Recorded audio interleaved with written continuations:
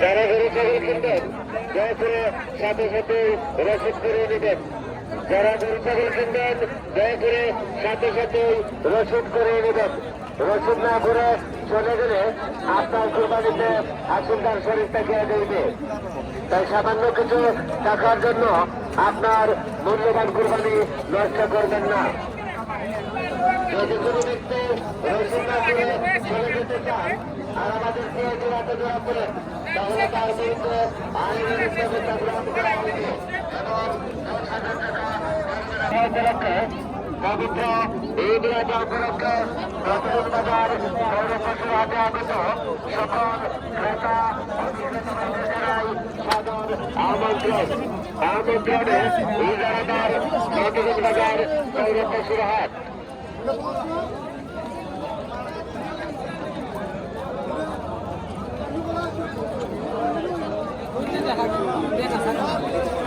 আমাদের বেকার